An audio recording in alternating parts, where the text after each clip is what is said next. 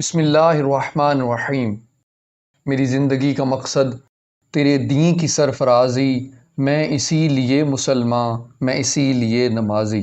Session Q4 کے ساتھ ہم آپ کے ساتھ موجود ہیں، اور ہمارے ساتھ موجود ہیں جامع امت علامہ محمد سعید احمد اسد صاحب دامت برکاتہم العالیہ۔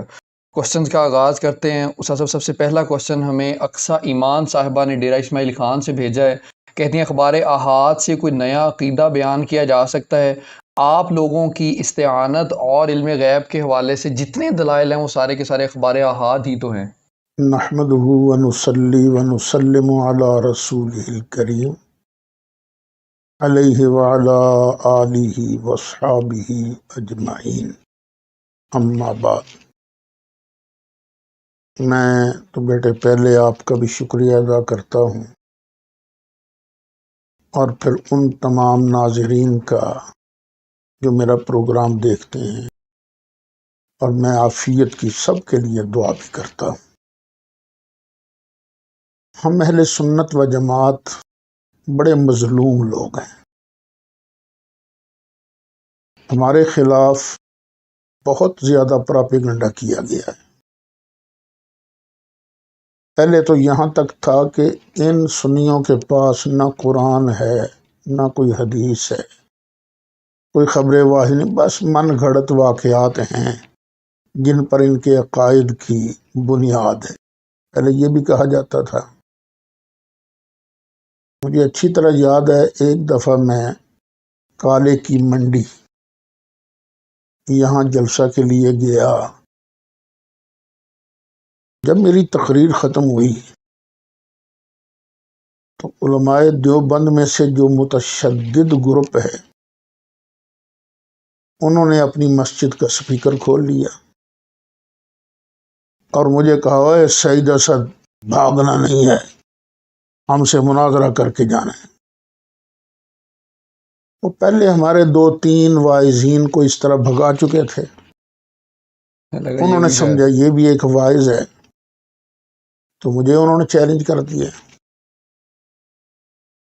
میں نے بھی سپیکر کھول کر کہا، میں بہت شکریہ کے ساتھ آپ کا چیلنج قبول کرتا ہوں، آئیے میرے ساتھ مناظرہ کی شرائط طے کیجیے۔ جب یہ جوابی بیان میرا جاری ہوا، اب تو وہ سارے برف پر لگ گئے۔ یہ جو بڑے آرام سے کہہ رہا ہے، اس کا مطلب ہے یہ کوئی خطرناک چیز ہے۔ یہ اب بار بار ہماری طرف سے، اس وقت ہم بھی جوان تھے، پیچھا نہیں چھوڑتے تھے، ہم نے بار بار کہا، اوے آتے نہیں ہو، آؤ آؤ آؤ۔ پھر انہوں نے کہا، جی چیئرمین صاحب ساتھ ہوں گے تو آئیں گے۔ ہم نے کہا، جی چیئرمین صاحب کو ساتھ لے آؤ۔ وہ آ گئے۔ انہوں نے کہا، جی ہم آپ سے کرتے ہیں مناظرہ، لیکن اب نہیں، اب صرف شرطیں طے کریں گے۔ میں نے کہا، جی بسم اللہ۔ 2 موضوع تھے، ایک نبی کریم علیہ السلام کی نورانیت مقدسہ، نور و بشر والا مسئلہ، جس میں خام خواہ پروپیگنڈا یہ کیا جاتا ہے کہ یہ اہل سنت و جماعت نبی کریم علیہ السلام کو بشر مانتے ہی نہیں، اور پھر یہ بھی پروپیگنڈا کیا جاتا ہے یہ اللہ کے نور کا ٹوٹا نبی کریم علیہ السلام کے نور کو مانتے ہیں، اللہ کے نور کا جز مانتے ہیں۔ یہ بھی ہمارے خلاف پروپیگنڈا ہے۔ اللہ کی قسم ہے، ہم تو جو سرکار کے نور کو اللہ کے نور کا جز مانے اسے بھی بے ایمان کہتے ہیں، اور جو نبی کریم علیہ السلام کی بشریت مقدسہ کا مطلقاً انکار کرتا ہے، ہم اس کو بھی کافر کہتے ہیں۔ کیا بات، واہ۔ ہاں، ہم یہ کہتے ہیں کہ نبی کریم علیہ السلام بشر تو ہیں لیکن ہمارے جیسے نہیں۔ اچھا خیر، انہوں نے شرطیں وغیرہ جب طے ہو گئی تو وہ کہنے لگے، آپ دلائل کہاں سے دیں گے؟ میں نے کہا، بھائی دلیل ہی دوں گا نا، نئی چیز اور چیز تو نہیں لے آؤں گا نا، دلیل دوں گا جو دلیل ہوگی، کیونکہ یہ مناظرہ کا اصول ہے کہ مسلمات خصم پیش کیے جاتے ہیں، یعنی جو مد مقابل ہے وہ جس چیز کو مانتا ہے دلیل میں وہی پیش کیا جائے گا، اور ایسی چیز ہم نہیں پیش کر سکتے جس کو وہ مانتا نہ ہو۔ مثلا عیسائیوں کے ساتھ مناظرہ ہو تو ہم ان کے سامنے بائبل تو پڑھ سکتے ہیں، قرآن نہیں پڑھ سکتے، کیونکہ قرآن کو ہم مانتے ہیں نا، وہ نہیں مانتے، وہ جس چیز کو مانتے ہیں ہم اسی چیز کو بیان کریں گے۔ تو میں نے کہا بھئی وہ دلیل تو مسلمات قسم سے ہی ہوتی ہے نا۔ کہا نہیں جی ہمیں پتہ ہے آپ لوگوں کے پاس سوائے ہمارے بزرگوں کی عبارتوں کے اور کچھ نہیں ہے، دلیل صرف قرآن اور حدیث سے ہوگا، اور اس کے علاوہ ہم کوئی اور آپ کو کتاب پڑھنے نہیں دیں گے۔ جب انہوں نے یہ کہا تو میں نے پھر ہنس کے کہا یار پھر حدیث کی کیا ضرورت ہے، صرف قرآن پر آ جاؤ۔ کیا بات ہے، واہ! دلیل ہم صرف قرآن سے دیں گے، ہاں اس کی تفسیر میں مفسرین نے جو لکھا ہے وہ ہم پیش کر دیں گے۔ واہ!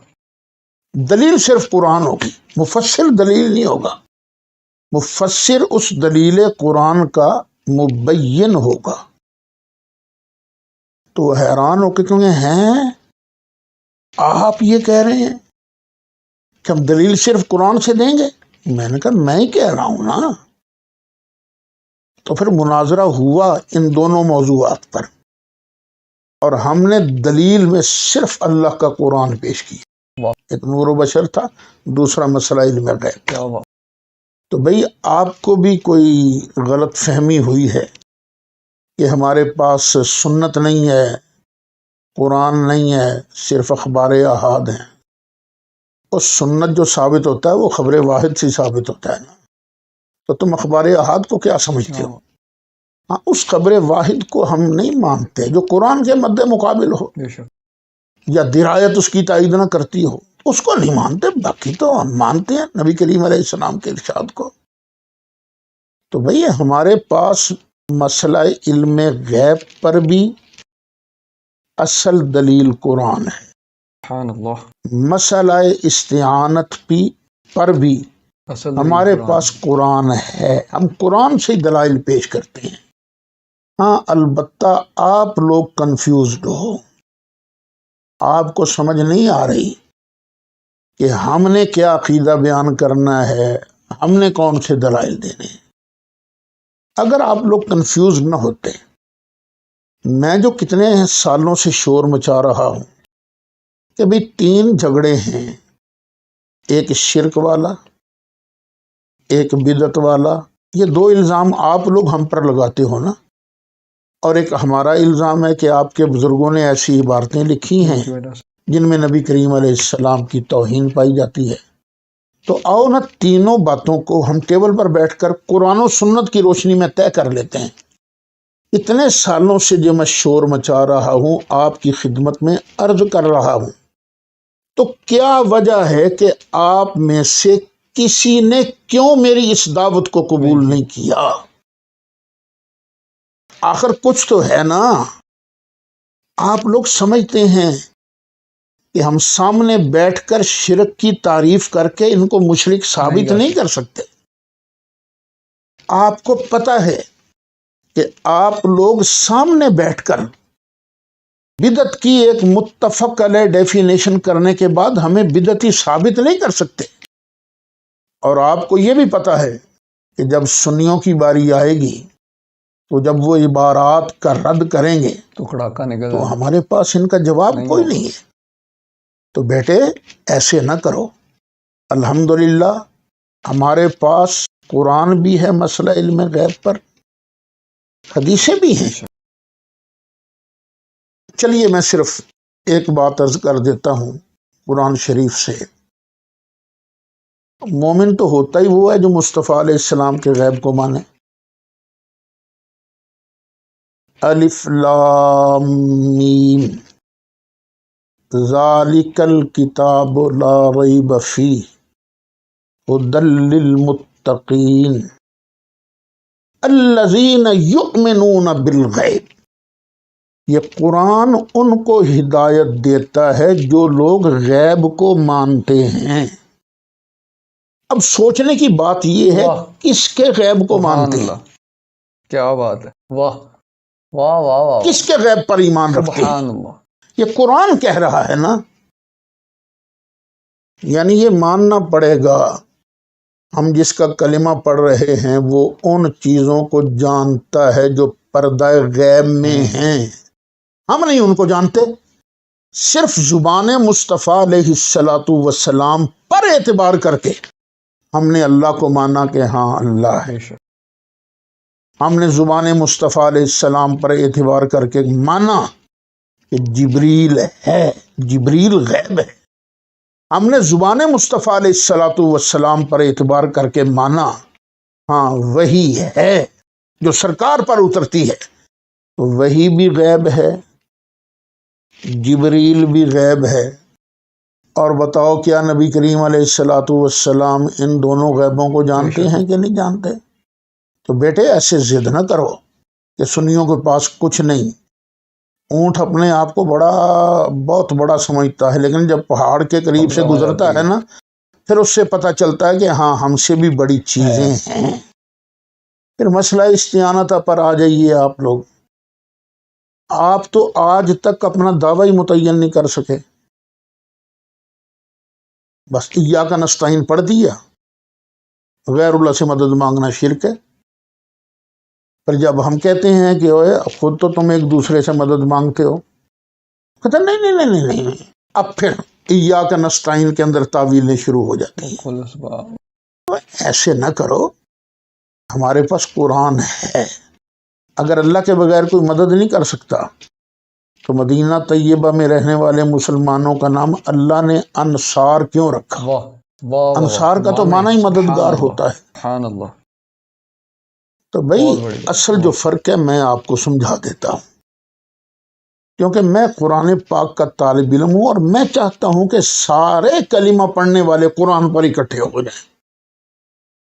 دیکھیے ایاک نستعین، ایاک یہ ضمیر منصوب منفصل ہے اور مقدم ہے، نستعین فعل مضارع ہے، صیغہ جمع متکلم کا ہے، باب استفعال ہے۔ اور قاعدہ یہ ہے کہ جب ضمیر فعل پر مقدم ہو جائے تو فائدہ حصر کا دیتی ہے۔ تو اب ترجمہ کیا ہوا؟ ہم صرف تجھ ہی سے مدد مانگیں، ترجمہ یہ بنا، اور تو ترجمہ کوئی نہیں بنتا، یہی ترجمہ بنتا ہے نا، ایاک نستعین۔ اب ذرا سمجھیے گا، قرآن کریم میں ہی اللہ تعالیٰ ارشاد فرماتا ہے یا فتقون، یا ضمیر منصوب منفصل مقدم، فتقون فعل مؤخر، صرف مجھ ہی سے ڈرو، صرف مجھ ہی سے ڈرو، کسی اور سے نہیں ڈرنا۔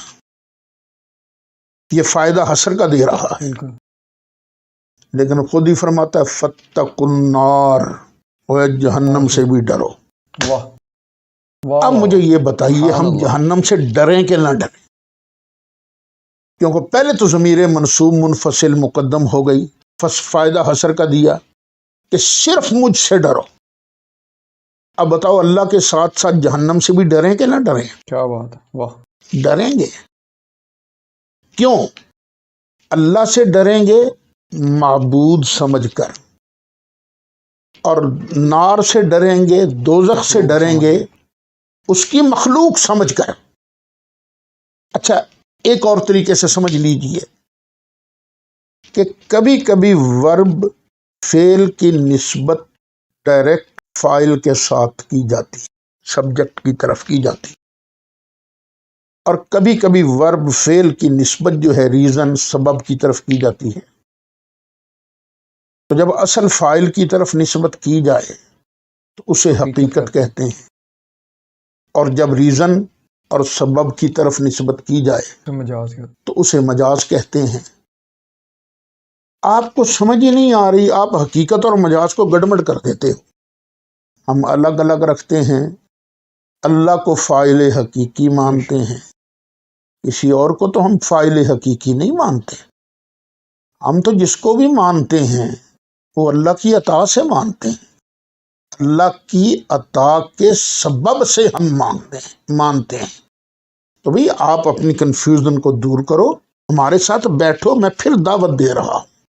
یہ قتل مقاتلے ہو جاتے ہیں، لڑائیاں ہو جاتی ہیں آپ کی بے وقوفی کی وجہ سے کہ جنا والا میں قتل ہو گیا جی، اس بات پر ایک قربانی میں کسی اور کا حصہ ڈالا اگر جائے، میت کا یعنی میت کی طرف سے اگر قربانی کی جائے تو یہ شرک ہے، یہ حالت ہے نا۔ تو خام خواہ غلط مسئلے بتا کر لوگوں کے درمیان لڑائی کروا دی، جنگ کروا دی آپ نے۔ تو خدا کے لیے باز آ جائیے، اور جو میں دعوت دے رہا ہوں اس پر آئے۔ علم غیب پر بھی ہمارے پاس دلائل موجود ہیں، اور مسئلہ استعانت پر بھی ہمارے پاس دلائل موجود ہیں۔ یہ الحمدللہ یہ میں نے جو پورے قرآن پاک کی تفسیر ریکارڈ کروائی ہے اس کو آپ ذرا دوبارہ سن لیجیے۔ جامع امینیہ رضویہ، یہ یوٹیوب پر کلک کیجیے، پورا میرا دورہ تفسیر القرآن آپ کے سامنے آ جائے گا 171 لیکچرز کے اندر۔ ایاک نعبد و ایاک نستعین، میں مشورہ دوں گا سب ساتھیوں کو یہ شرک کے مسئلے کو حل کرنے کے لیے، اس کو سمجھنے کے لیے میرا وہ لیکچر ضرور سنا۔ کیا بات۔ نیکسٹ صاحب عامر سرفراز صاحب ہیں لاہور سے، کہتے ہیں اسلام میں جشن آزادی منانے کی کیا حیثیت ہے؟ کیا ہر سال جشن آزادی منانا جائز بھی ہے؟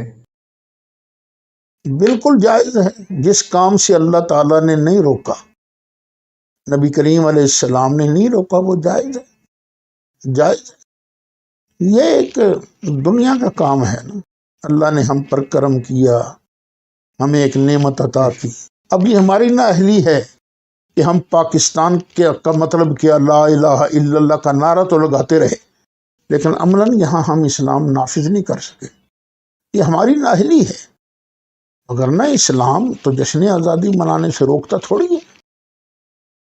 نیکسٹ صاحب محمد بلال صاحب ہیں فیصل آباد سے، کہتے ہیں اسلام میں جمہوریت ہے یا نہیں ہے؟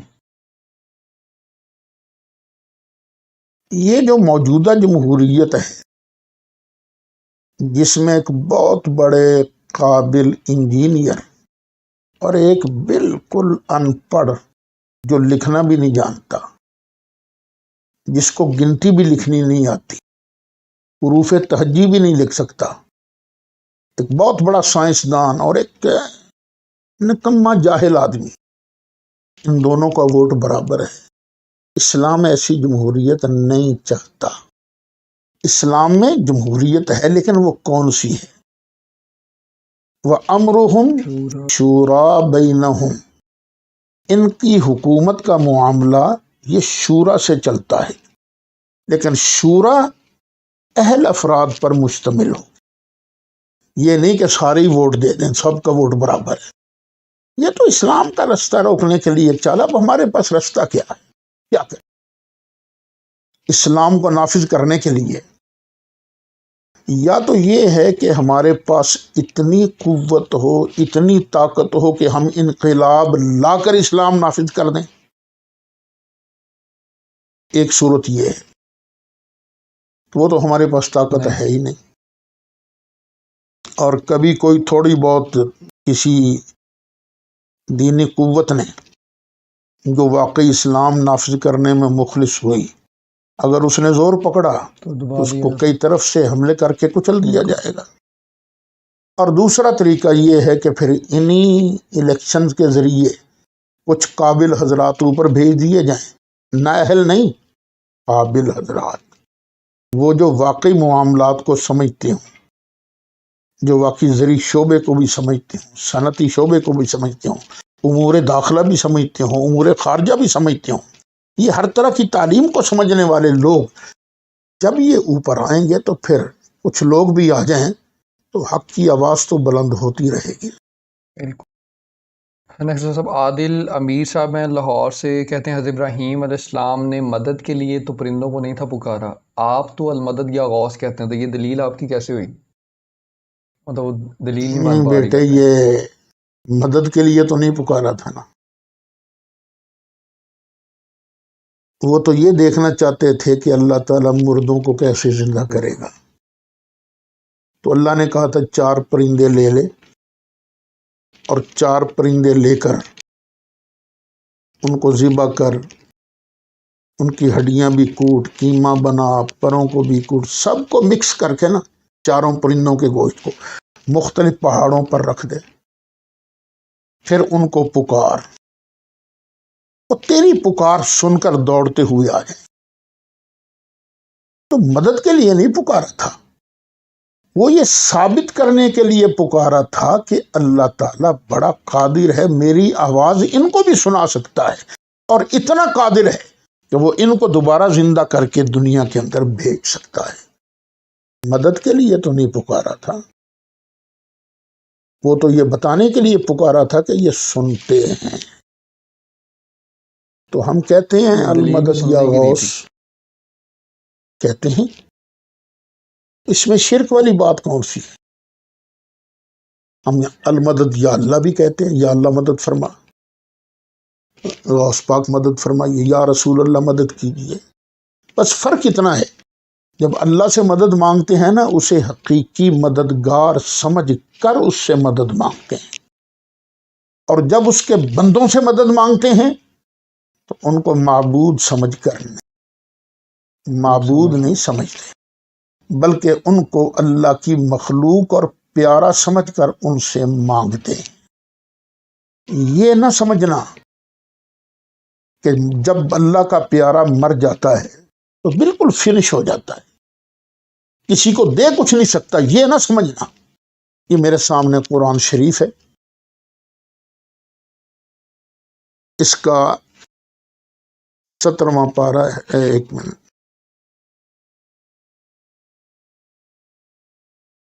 17واں پارہ ہے اور آیت نمبر 58 ہے۔ قرآن پاک کا ترجمہ کھول کر دیکھ لیجئے گا۔ والذین ہاجروا فی سبیل اللہ، جن لوگوں نے اللہ کی راہ میں ہجرت کی۔ مہاجرین، مہاجر کا ایک معنی یہ ہے کہ اللہ کی رضا کے لیے گھر بار کو چھوڑا، اور مہاجر کا ایک معنی نبی کریم علیہ السلام نے بھی بیان فرمایا ہے، بخاری کے اندر موجود ہے، المہاجر من ہاجر ما نہی اللہ عنہ، وہ مہاجر ہے جو اللہ کی روکی ہوئی چیزوں سے رک جائے۔ تو جتنے بھی اللہ کے پیارے ہیں، اللہ کی روکی ہوئی چیزوں سے رک جاتے ہیں، وہ گناہ کا ارتکاب نہیں کرتے، معاصی کا ارتکاب نہیں کرتے، ان کو پھر اللہ کیا انعام دیتا ہے؟ ثم قتلوا، پھر یہ مہاجرین قتل ہو گئے، او ماتو، یا مر گئے۔ تو موت کے بعد، شہادت کے بعد اللہ انہیں خالی نہیں چھوڑتا، لَيَرْزُقَنَّهُمُ اللَّهُ رِزْقًا حَسَنًا، اللہ ضرور بالضرور ان کو رزق حسن عطا فرمائے گا۔ لَيَرْزُقَنَّهُمْ، پوچھ لیجیے اپنے کسی استاد سے، یہ سیغہ کون سا ہے؟ یہ نون تاکید ثقیلہ کا سیغہ ہے، اور لام بھی اوپر تاکید کا ہے۔ شک نہ کرنا، اللہ ضرور بالضرور ان کو مرنے کے بعد رزق حسن عطا فرماتا ہے، ان کو ملتا ہے۔ اچھا، وہ رزق حسن لے کر پھر کرتے کیا ہیں؟ صرف خود ہی اس کو استعمال کرتے ہیں، کھاتے ہیں، یا کسی کو دیتے بھی ہیں؟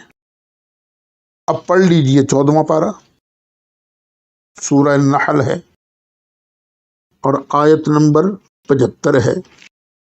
اللہ ارشاد فرماتا ہے، وَمَنْ رَزَقْنَاهُ مِنَّا رِزْقًا حَسَنًا، اور جس کو بھی ہم اپنی بارگاہ سے رزق حسن دیتے ہیں تو پھر وہ خود نہیں کھاتا رہتا، بلکہ فَهُوَ يُنْفِقُ مِنْهُ، تو وہ اس میں سے بانٹتا بھی ہے، خرچ بھی کرتا ہے، سِرًّا وَجَهْرًا، چھپا کر بھی اور ظاہراً بھی۔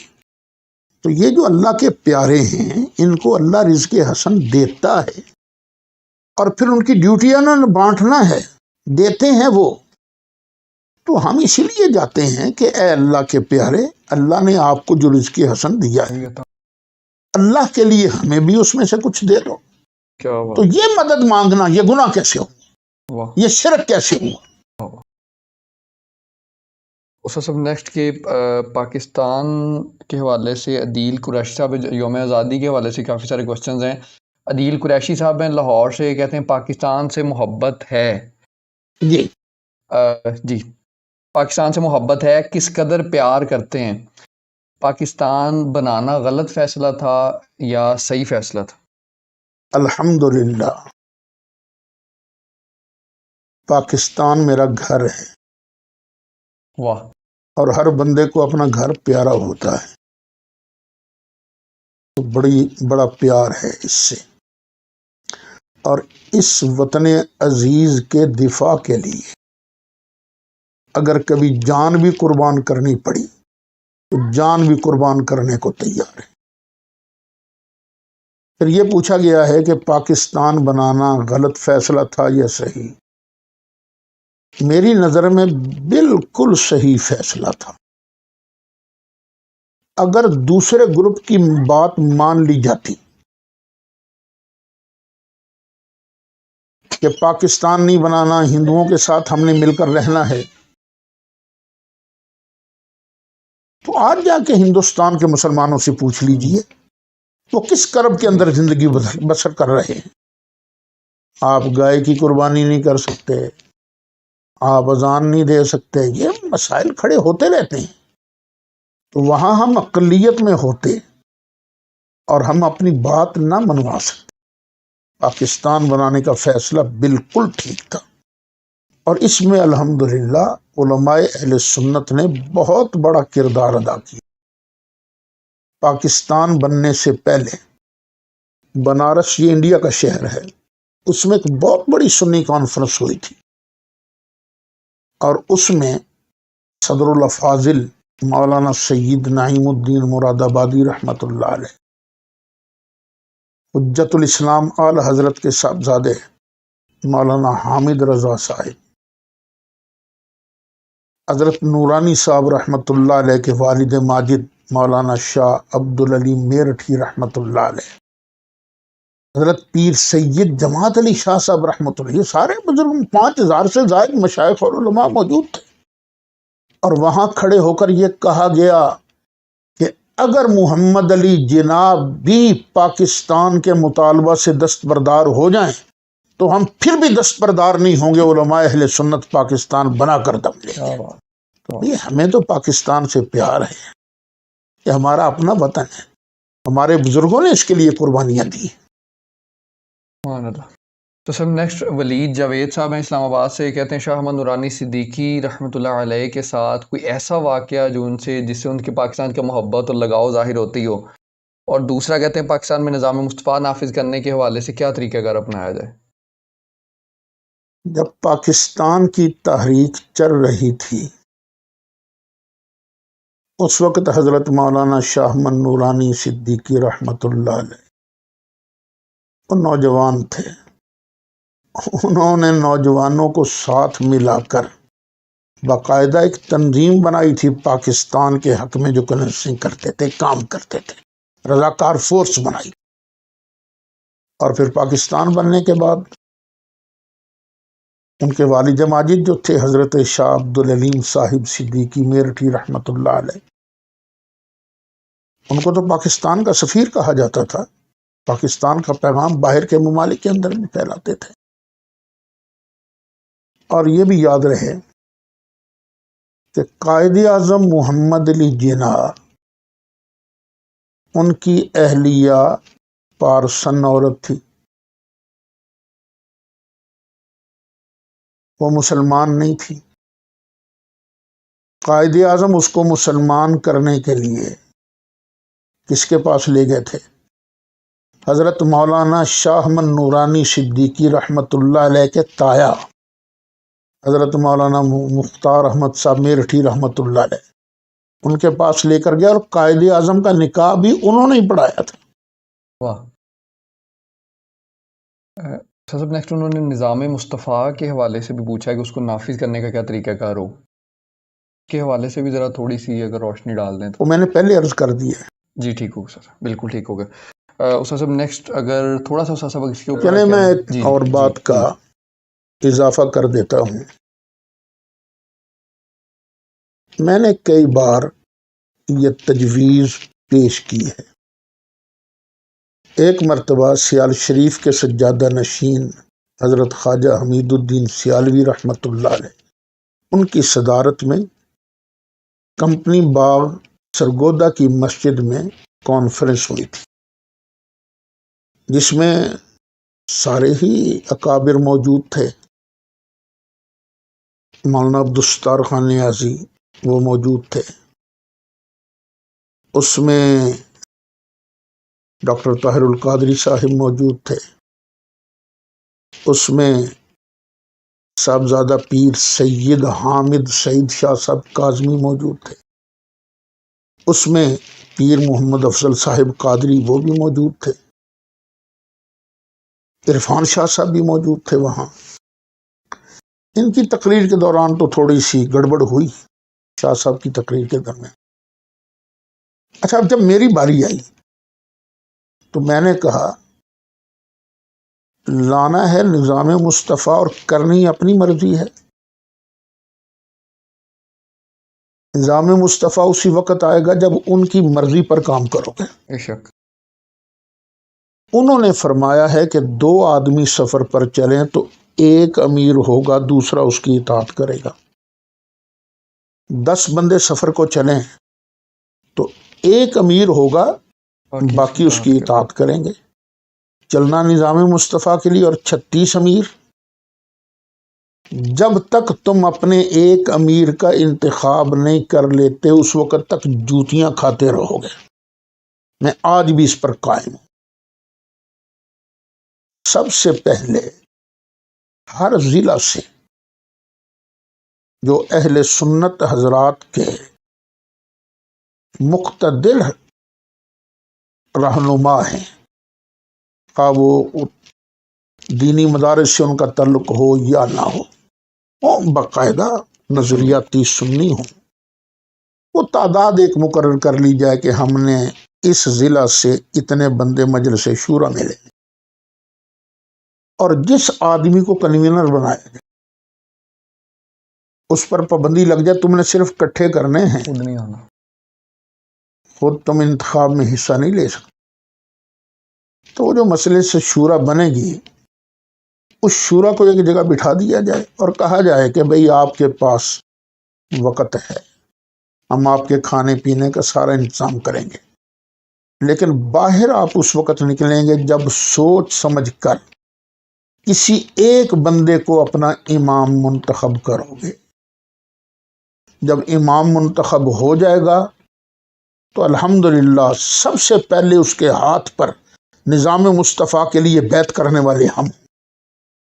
اگر نہ گروپ بنے ہوئے ہیں، کسی کا گروپ بڑا ہے کسی کا گروپ چھوٹا ہے، تو جب تک اہل لوگ نہیں آتے اور وہ اہل لوگ مل کر اپنی امام کا انتخاب نہیں کرتے، اس وقت تک صرف بس خوابیں دیکھتے رہو گے، ہوگا کچھ نہیں۔ صاحب نے نازیہ عتیق صاحب ہیں ملتان سے، اور ایک دبئی سے بھائی ہیں، ان کا بھی یہ کوشچن ہے کہ آٹومیٹک واشنگ مشین میں کپڑے دھونا کیسا ہے کہ کپڑے پاک ہو جاتے ہیں؟ یہ جو واشنگ مشینیں ہم دیکھتے ہیں، میرے گھر میں بھی ہے، اس میں کپڑے ڈال دیے جاتے ہیں، پلید کپڑے بھی ہوتے ہیں، پانی ڈالا جاتا ہے، وہ واشنگ مشین گھومتی رہتی ہے، کپڑے دھلتے رہتے ہیں، پھر وہ سارا پانی نکال دیا جاتا ہے، پھر اور صاف پاک پانی ڈالا جاتا ہے، پھر وہ چکر لگاتی رہتی ہے۔ وہ 4-5 مرتبہ اس طرح کرنے سے وہ جو پلیتی ہے وہ نکل جاتی ہے، پھر باقی پاک صاف پانی کے اندر کپڑے دھوئے جائیں تو وہ پاک ہیں۔ نیکسٹ صاحب ابو بکر نوید صاحب ہیں ساہیوال سے، وہ کہتے ہیں علامہ اقبال کہتے ہیں کہ ان تازہ خداؤں میں بڑا سب سے وطن ہے، تو پھر وطن سے محبت کرنا تو بہت غلط بات ہوئی۔ کیا علامہ اقبال کی ہر بات صحیح ماننا ضروری ہے، اختلاف نہیں ہو سکتا ان سے؟ ہو سکتا ہے، علامہ اقبال کی بات سے بھی اختلاف ہو سکتا ہے، لیکن سوال کرتے وقت کانٹ چھانٹ نہیں کرنی چاہیے۔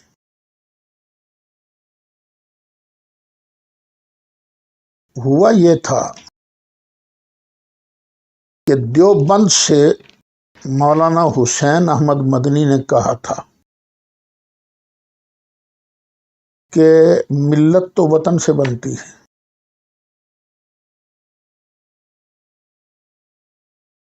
اس کے جواب میں علامہ اقبال نے کہا تھا نہیں، وطن سے نہیں بن، یہ نظریے سے بنتی ہے۔ بے شک۔ ہمارا نظریہ دیکھ لیں، ہم پاکستان میں ہیں، لیکن کوئی مسلمان ہندوستان میں ہو، چیچنیا میں ہو، فلسطین میں ہو، بوسنیا میں ہو، سعودیہ میں ہو، مصر میں ہو، جو بھی مسلمان ہیں ہم سب کو اپنا حصہ ہی سمجھتے ہیں۔ تو اگر وطن سے محبت ہو، جس طرح کہ وہ کہتے تھے کہ جی قومیں تو وطن سے بنتی ہیں، تو علامہ اقبال کا اشارہ اس کی طرف تھا۔ نیکسٹ صاحب ناصر چشتی صاحب ہیں لاہور سے، کہتے ہیں علامہ اقبال کہتے ہیں اسلام تیرا دیس ہے تو مصطفی ہے، پھر آپ پاکستانی کہلاتے ہیں یا مصطفی؟ تو پاکستانی کہلانا تو اچھا نہ ہوا۔ جب ہم پیدا ہوتے ہیں، ہمارے بچے پیدا ہوتے ہیں مسلمانوں کے، تو ان کو نہلا کر سب سے پہلا کام کیا کیا جاتا ہے؟ اذان اس کے کان میں کیا آواز دی جاتی ہے کہ یاد رکھنا تیرا وطن پاکستان ہے، نہیں۔ یاد رکھنا تیرا وطن مصر ہے، یاد رکھنا تیرا وطن سعودی ہے؟ نہیں، جہاں بھی مسلمان کا بچہ پیدا ہوتا ہے اس کے کان میں یہی آواز دی جاتی ہے، اللہ اکبر، اللہ اکبر۔ بے شک۔ ہم پہلے مسلمان ہیں، پھر پاکستانی۔ اگر ہم صرف پاکستانی ہوتے تو فلسطین میں مسلمانوں پر جو ظلم ہو رہا ہے، کشمیر میں جو مسلمانوں پر ظلم ہو رہا ہے، ہم اس پر کیوں چیختے؟ یہ ہمارا احتجاج کے لیے آواز بلند کرنا اس بات کی دلیل ہے کہ پہلے ہم مصطفی ہیں، پھر ہم پاکستانی۔ کیا بات ہے، سبحان اللہ۔ استاد صاحب نیکسٹ جو ہیں وہ عمیر ندیم صاحب راولپنڈی سے، کہتے ہیں ملکی سیاست میں بہت سرگرم رہے، کبھی قومی اسمبلی یا سینٹ میں کیوں نہیں جا سکے؟ وہ اس لیے نہیں جا سکے کہ آپ لوگ ووٹ نہیں دیتے ہو، اور کیا ہے۔ 2 مرتبہ میں نے قومی اسمبلی کا الیکشن لڑا، تقریریں لوگ بہت سنتے تھے، مجمع تو ہمارے دوسروں سے زیادہ ہوتے تھے، لیکن جب ووٹ دینے کی باری آئی پھر ووٹ اسی کو ملتا ہے جس کے پاس پیسے ہوں۔ تو آپ ہمیں ووٹ دیجئے تو انشاءاللہ اسمبلی کے اندر جا کر بھی اسلام کی آواز بلند ہوگی۔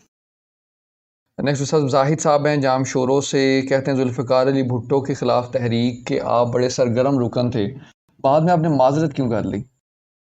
وہ اس لیے کہ ہمیں یہ محسوس ہوا کہ بھٹو صاحب کے خلاف جو تحریک چلی تھی اس کے پیچھے امریکہ تھا، تو ہم امریکن سازش میں حصے دار بنے تھے، لیکن جان بوجھ کر نہیں۔ نیکسٹ صاحب نوید اکبر صاحب ہیں کراچی سے، کہتے ہیں جی پاکستان انگریز کی سازش ہے یا مسلمانوں کی محنت کا نتیجہ ہے؟ پاکستان تو اللہ تعالیٰ کی رحمت ہے نا، انگریز تو بیچارہ کمزور ہو چکا تھا، دوسری جنگ عظیم کے بعد وہ تو چھوڑنا چاہتا تھا، وہ تو اللہ تعالیٰ نے کرم کیا، اللہ تعالیٰ نے لوگوں کے دلوں میں ڈالا اور پاکستان بن گیا، اور یہ اللہ کی طرف سے انعام ہے۔ اس کی سب سے بڑی دلیل یہ ہے کہ یہ پاکستان بنا تھا لیلۃ القدر کو، بے شک 27 رمضان شریف تھی، بے شک۔ تو یہ اللہ کا عطیہ ہے، انگریز کی سازش نہیں تھی۔ نیکسٹ صاحب عبد الرزاق صاحب ہیں جڑا والا سے، کہتے ہیں مفتی امین صاحب رحمہ اللہ کی پاکستان سے کیسی محبت تھی؟ ان کی کتابوں میں حکمرانوں سے خطاب وغیرہ تو ہے، ویسے پاکستان کے بارے میں وہ کیا فرمایا کرتے تھے؟ جو میں عرض کر رہا ہوں وہی کچھ وہ فرماتے تھے۔ کیا بات ہے، واہ۔ استاد صاحب نیکسٹ نگارش فہیم صاحبہ ہیں جھنگ سے، کہتی ہیں کہ کوئی ملی نغمہ سنا دیں ترنم کے ساتھ۔ دل دل پاکستان، جان جان پاکستان۔ چلو بیٹے اب راضی ہیں؟ کیا بات ہے، واہ واہ واہ واہ، کیا بات ہے۔ استاد صاحب نیکسٹ ناظم صاحب ہیں ثاقب رضا مصطفی صاحب کے بارے میں، وہ پوچھ رہے ہیں کہ آپ کی رائے کیا ہے؟ اچھی رائے ہے، میری ان کے بارے میں بہت اچھی رائے ہے۔ ایک دفعہ وہ میرے ہاں اماں جی کے سالانہ ختم پر تشریف بھی لائے تھے، میں نے ان کو دعوت دے کر بلایا۔ پھر ابا جان کے انتقال کے بعد وہ فاتحہ خوانی کے لیے یہاں میرے پاس تشریف لائے تھے۔ ویسے بھی اچھا، میں نے ان کی تقریریں ایک دو ہی سنی ہیں، زیادہ تقریریں نہیں سنی، لیکن ان کے بارے جو تأثر ہے عمومی طور پر میرے ذہن میں، وہ یہ کہ انتہائی شائستہ، نفیس اور متین سنجیدہ طبیعت کے مالک۔ نیکسٹ استاد صاحب نصیر احمد صاحب ہیں، نام انہوں نے نہیں لکھا، کہتے ہیں آپ نے فرمایا سرکار صلی اللہ علیہ وآلہ وسلم پر جادو کا کوئی اثر نہیں ہوا۔ بخاری شریف میں جو حدیث ہے وہ بھی آپ نے کہا درایت پہ پوری نہیں آتی۔ دلیل یہ دی کہ سورہ بقرہ جہاں پڑھی جائے وہاں جادو کا اثر نہیں ہوتا، جس سینے پہ نازل ہو اس پہ جادو کا اثر کیسے ہو سکتا ہے؟ اب میرا سوال یہ ہے کہ سورہ فاتحہ کی فضیلت میں ہے کہ اس میں ہر چیز سے شفا ہے اور زہر سے بھی شفا ہے۔ اب سرکار مدینہ صلی اللہ علیہ وآلہ وسلم کو تو خیبر کے موقع کے اوپر خیبر کی یہودیہ نے زہر دیا اور اس کا اثر بھی ہوا۔ اب سورہ فاتحہ بھی رسول اللہ کے سینہ مبارک پر نازل ہوئی تو اثر کیسے ہوا؟ سورہ بقرہ بھی کلام الہی ہے، بے شک اور یہ بھی اپنا اثر رکھتی ہے لیکن اللہ کے حکم سے۔ بے شک بے شک سورۃ فاتحہ بھی کلام الہی ہے، یہ بھی فیض دیتی ہے اللہ کے حکم سے، بے شک تو کلام ہے نا۔ اصل میں اللہ خود یہ چاہتا تھا کہ میرا محبوب جو ہے صلی اللہ علیہ وسلم، ان کو ظاہری مرتبہ شہادت بھی ملے۔ تو اللہ تعالی، وہ اللہ تعالی جس نے ایک بوٹی کھانے کے بعد بوٹی کو بولنے کی طاقت دے دی تھی، یا رسول اللہ مجھے نہ کھائیے میرے اندر زہر ملا ہوا ہے، کیا وہ پہلے نہیں اللہ بتا سکتا تھا؟ اللہ یہی چاہتا تھا کہ محبوب کے جسم کے اندر زہر جائے، وگرنہ فاتحہ کا ایک نام شفا بھی ہے۔ تو کیا آپ فاتحہ کے شفا ہونے کا انکار کرنا چاہتے ہیں؟ سبحان اللہ، کیا بات ہے۔ استاد صاحب نیکسٹ حافظ ابن جنید صاحب ہیں، کہتے ہیں مذہب کا واحد کام لالچ دینا اور ڈرانا یہ کہا جاتا ہے، اگر یہ دو چیزیں نکال دی جائیں تو دین کیا بچتا ہے؟ آپ کے دین میں یہ کہا جاتا ہے کہ جنت کا لالچ ہے اور دوزخ کا ڈر ہے، اس کے علاوہ تو کچھ ہے ہی نہیں، اس کے حوالے سے کیا فرماتے ہیں؟ اللہ تعالی انعام دیتا ہے فرما برداروں کو، بے شک، اور جو نافرمان ہیں ان کو پھینٹا لگاتا ہے۔ آپ نے اس کے لیے دوسرے لفظ استعمال کر لیے، لالچ، ڈرانا نہیں۔ دیکھیں آج بھی گھروں کے اندر بھی ایسا ہوتا ہے، اولاد جو فرما بردار ہے، ماں باپ ان کا خیال رکھتے، اگر کوئی نافرمان ہو جائے تو ماں باپ پھینٹا نہیں لگاتے اس کو۔ یہ تو ہم انسانوں کی مثال ہے نا، اللہ تو اولاد وغیرہ سے پاک ہے نا، بے شک، لیکن الخلق کو عیال اللہ، تو اللہ بھی اپنی مخلوق کو جو فرما بردار ہیں ان کو انعام دے گا، اور جو نافرمان ہیں ان کو سزا دے گا۔ اللہ بتاتا ہے میری سزا سے بچو اور میرے انعام کے حقدار بنو۔ کیا بات۔ نیکسٹ استاد صاحب ناظمہ طاہر صاحبہ ہیں کراچی سے، یہ کہتے ہیں اگر جبرائیل علیہ السلام کے دبانے سے رسول اللہ صلی اللہ علیہ وآلہ وسلم کو یوں محسوس ہوا کہ روح مبارک پرواز کر جائے گی تو پھر طاقت کس کی زیادہ ہوئی، جبرائیل علیہ السلام کی یا رسول اللہ کی صلی اللہ علیہ وسلم؟ یہ جو حدیث پاک ہے نا کہ جبریل علیہ السلام نے مجھے دبوچا، دبایا، حتی بلغ من الجہد، جہد دونوں طرف پڑھا گیا ہے، ایک طرف پڑھیں تو معنی یہ بنتا ہے کہ جبریل نے مجھے اتنا دبایا کہ اس کی بس ہو گئی، اور دوسرا ترجمہ یہ ہے جبریل نے اتنا مجھے دبایا کہ میری بس ہو۔ کہ دونوں ترجمے ہیں، تو یہ نبی کریم علیہ السلام اللہ کے محبوب ہیں، جبریل علیہ الصلوۃ والسلام کوئی سرکار کو قتل کرنے تھوڑی آئے تھے، وہ تو اللہ کا پیغام لے کر آئے تھے نا۔ جبریل علیہ السلام کی بھی بڑی طاقت ہے، لیکن اللہ کے دینے سے۔ سرکار کی بھی جتنی طاقتیں ہیں اللہ تعالیٰ اللہ کی کے عطا سے۔ دینے سے۔ اب جبریل علیہ الصلوۃ والسلام کا اپنا جسم جو ہے، اصلی جسم، اس کے تو 600 پر ہیں۔ یہ ظاہری قوت جو ہے، اب میں کیا کہہ سکتا ہوں کس کی زیادہ ہے کس کی نہیں۔ ایک فرشتہ تھا نا اسرائیل علیہ السلام، وہ موسیٰ علیہ السلام کی جب جان نکالنے آیا تو موسیٰ علیہ السلام نے بس اس کو ایک تھپڑ ہی کھڑکایا تھا، اس کی آنکھ نکل گئی تھی۔ اس طرح کی بحثیں نہیں کرنی چاہیے۔ اللہ کے سارے پیارے شان والے ہو، مصطفیٰ علیہ الصلوۃ والسلام تو سب نبیوں کے سردار ہیں۔ انور شاہ جی دیوبندی، انہوں نے لکھا ہے یہ موسیٰ علیہ السلام نے ہلے ہولی جی ٹھوکی سی، مگر نہ موسیٰ علیہ السلام کے مکے کے اندر پاور بڑی تھی، اگر پورے زور سے مارے تو زمین و آسمان کا بھی تیا پہنچا ہو سکتا۔ کیا بات ہے، واہ۔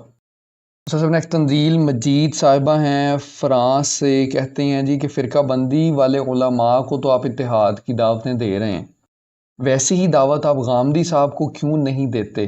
انہیں بھی دعوت دیں، آپ کے تو ان سے خیالات بھی بڑا ملتے ہیں۔ یہ ہوائی کسی دشمن نے اڑائی اڑائی ہوگی۔ ہاں، غامدی صاحب بھی تشریف لانا چاہیں تو بسم اللہ۔ ہم ان سے پہلے پوچھیں گے کہ آپ ہمیں مشرک اور بدعتی تو نہیں سمجھتے، اور ان عبارات کے بارے آپ کا کیا خیال ہے؟ پھر غامدی صاحب کے نظریات پر بھی گفتگو ہو جائے گی۔ ہمارے دروازے تو کھلے ہوئے ہیں۔ سب نیکسٹ عمران امیر صاحب ہیں گجرانوالہ سے، کہتے ہیں کیا قائد اعظم شیعہ مسلک سے تعلق رکھتے تھے؟ اگر قائد اعظم شیعہ ہوتے تو اپنا نکاح سنی عالم سے کیوں پڑھواتے؟ قائد اعظم کی ایک ہمشیرہ تھی شیریں بائی، انہوں نے کراچی کی عدالت میں کیس کیا تھا کہ ہمیں وراثت جو ہے نا، قائد اعظم کی وراثت یہ شیعہ مذہب کے مطابق ملنی چاہیے۔ تو عدالت میں وہ قائد اعظم کا شیعہ ہونا ثابت نہیں کر سکے تھے۔ سب نیکسٹ غلام فاطمہ صاحب ہیں پشاور سے، کہتے ہیں درود شریف اذان ہو۔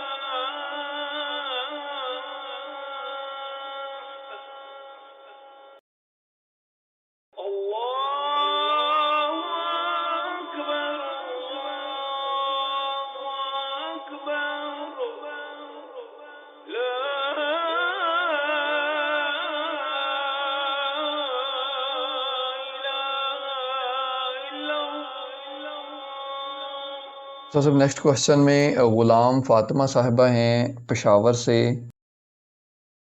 جی صاحب نیکسٹ کوشچن میں غلام فاطمہ صاحبہ پشاور سے کہتی ہیں درود شریف میں آل محمد سے کیا مراد ہے؟ یہ تو قرآن حکیم سے پوچھنا پڑے گا نا کہ قرآن کے نزدیک آل کا معنی کیا ہے. پہلا پارہ ہے، اللہ فرماتا ہے وَإِذْ نَجَّيْنَاكُمْ مِنْ آلِ فِرْعَوْنَ. ذرا اس وقت کو یاد کرو جب ہم نے تمہیں بچایا تھا. یہودیوں سے خطاب ہے نا، بنی اسرائیل سے.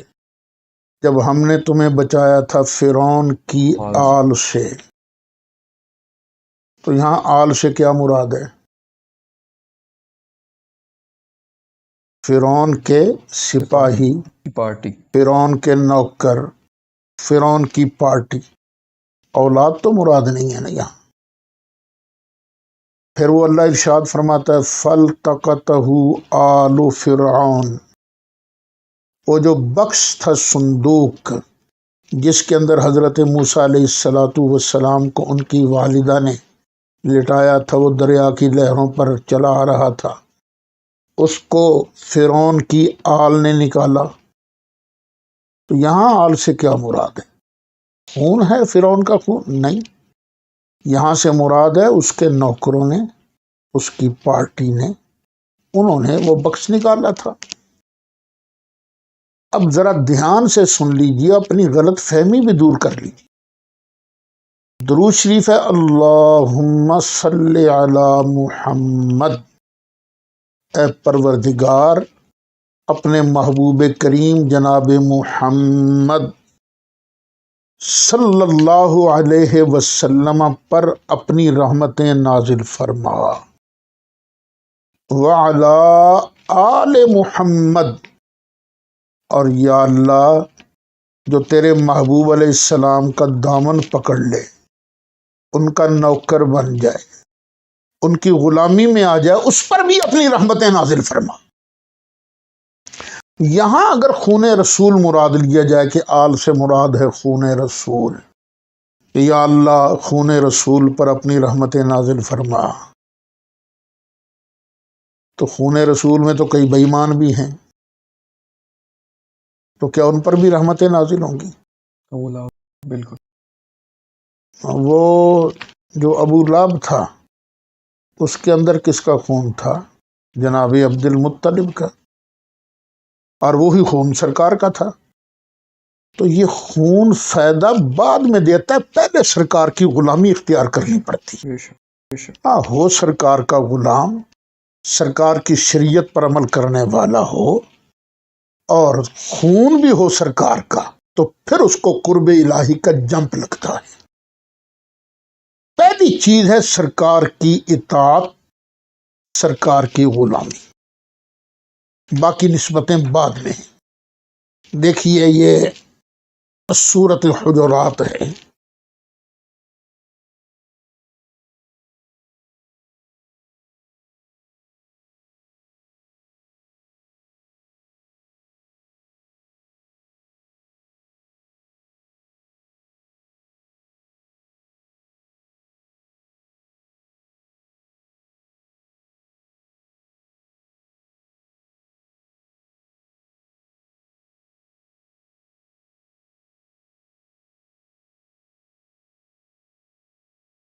یہ 26واں پارہ ہے، سورۃ حجرات ہے، آیت نمبر 13 ہے. اس میں اللہ ارشاد فرماتا ہے یا ایہا الناس، اے لوگو، انا خلقناکم من ذکر و انثی، بے شک ہم نے تم کو پیدا کیا ہے ایک مرد اور ایک عورت سے. وَجَعَلْنَاكُمْ شُعُوبًا وَقَبَائِلَ، اور ہم نے بنائے ہیں تمہاری شاخیں، شعبے ہم نے بنائے، شاخیں ہم نے بنائی، اور قبیلے بھی ہم نے بنائے. کیوں بنائے ہیں؟ لِتَعَارَفُوا، صرف تعارف کے لیے، وگرنہ یہ برادریاں، یہ قبیلے، یہ شعب جو ہیں، شعبے، یہ ٹانیاں شاخیں جو ہیں یہ کو اللہ کے قرب کا ذریعہ تھوڑی ہیں. ان اکرمکم عند اللہ اتقاکم، واہ، بے شک تم میں سے اللہ کے زیادہ قریب معزز کون ہے جو تم میں سے زیادہ پرہیزگار ہے. سبحان اللہ، تو بھئی اصل چیز ہے شریعت کی پابندی. کیا بات ہے. جو بھی شریعت کی پابندی کرے گا خواہ وہ سید ہو یا غیر سید ہو اس پر اللہ کی رحمتیں پڑتی بے ہیں. شک بے شک بے شک. سرکار نے خود فرمایا کل تقی فہو آلی، ہر متقی میری آل ہے. واہ. استاد صاحب نیکسٹ شہزاد شریف صاحب ہیں قصور سے، کہتے ہیں ہمیں تو یاد ہی نہیں ہم سے کب الستو بربکم پوچھا گیا تھا، تو ہم اس کے مکلف کیسے ٹھہرے؟